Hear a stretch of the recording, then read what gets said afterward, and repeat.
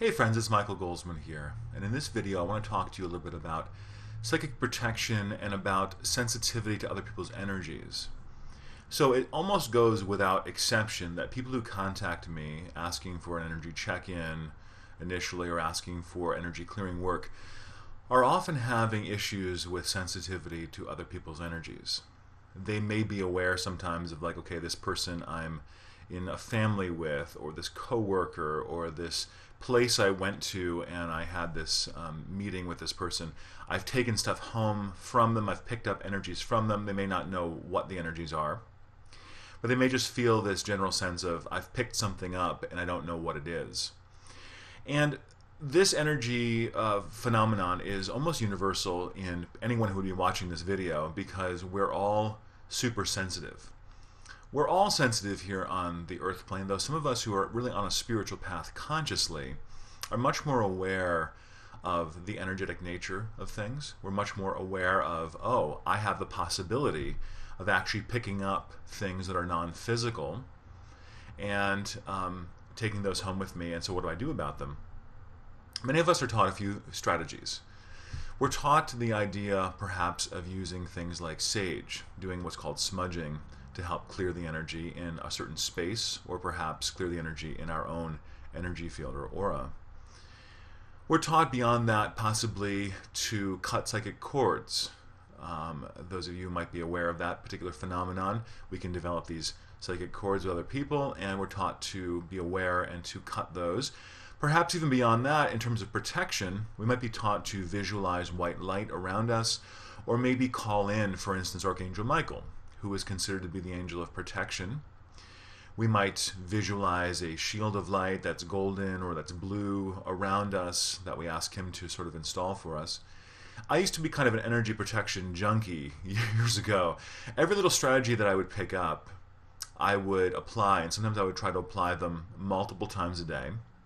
And I found during that time, and I find with people I work with now, that these strategies work a little bit some of the time. Sometimes they don't work at all, and they almost never work 100%. And so the question becomes, well, why not? And it might be, people might think, well, I don't have the right strategy yet. And that might be partly true. What I want to suggest to you is that this is not really a matter of psychic protection per se. Two people may walk into the same room, okay? And if it were a matter of the energy in that room that I'm taking home with me, then it would make sense that those two people should be taking home with them some degree of equivalent energy, some degree of discordant equivalent energy, if they were both exposed to the same energy, right? That would make sense. Say they walked into a bar, or they walked into a place where there had just been a quarrel or some sort of fight. That doesn't happen. It's possible that one person walking into the room could pick up all of the discordant energy, or a lot of it, and the other person walking into the room might pick up none of it. So the question is, why? And this was a long journey for me to be able to figure out the answer to this. And I have the answer now.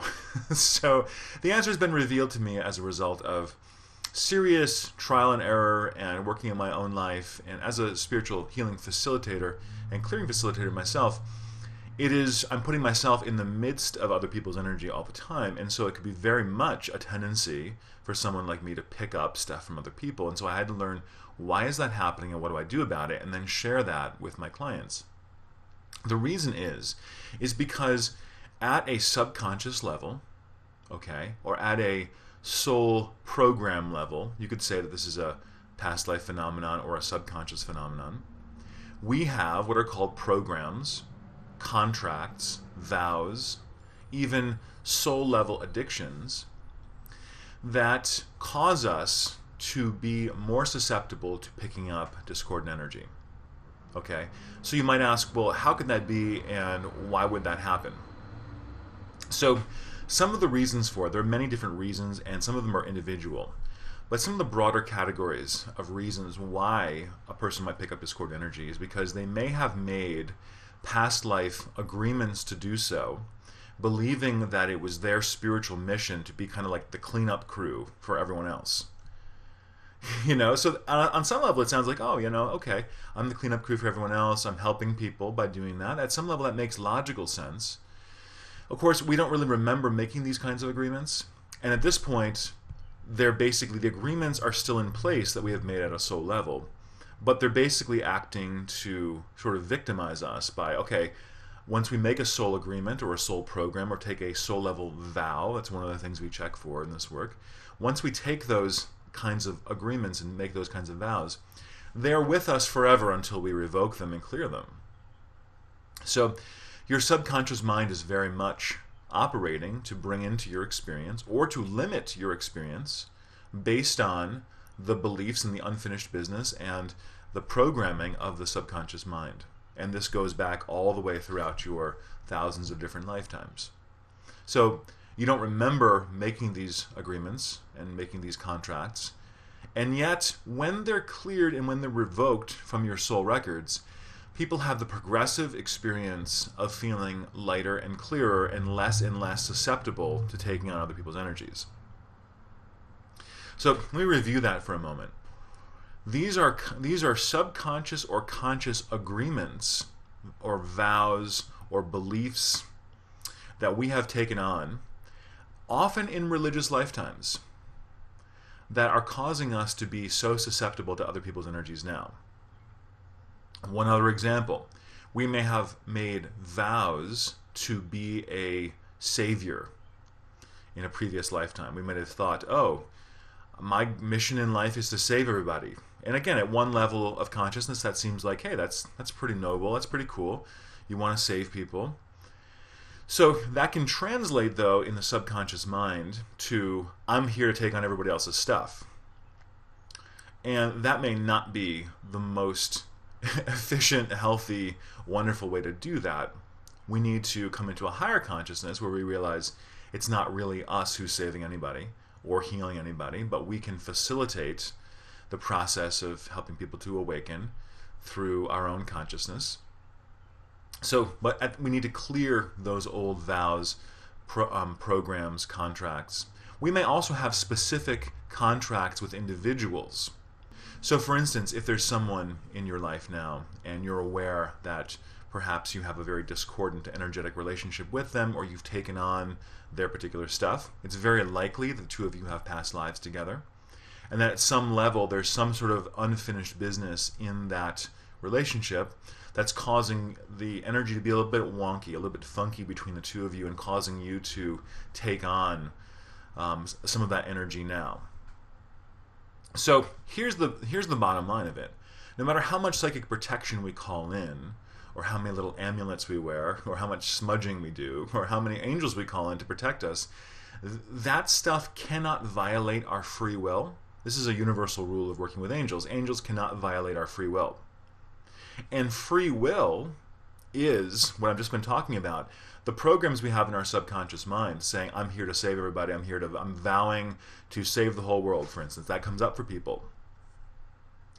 The angels are not able to say, oh, no, you don't. We're going to protect you from all that stuff. No, because that's an act of your free will being expressed. So what we have to do is we have to change the programming, the operating system in your soul that is telling you to, oh yeah, pick up that other person's stuff. That's programming you to do that. And at that point, as you clear enough of that stuff, there are layers to it. As you clear enough of that stuff, you find yourself not really needing psychic protection at all anymore, because your natural consciousness, your consciousness of connection to source, your natural consciousness of openness, open-heartedness, of freedom that you can develop by doing this kind of clearing work, puts you in a place where you can encounter discordant energy that other people are carrying, and you can sort of see, oh yeah, that person's carrying some discordant energy. You can have compassion for them. You can pray for them, or you can even talk to them about it. You can become a healing force perhaps in their life if you choose to. But you're not subconsciously and sort of by default just taking on their energy. It becomes a matter of choice.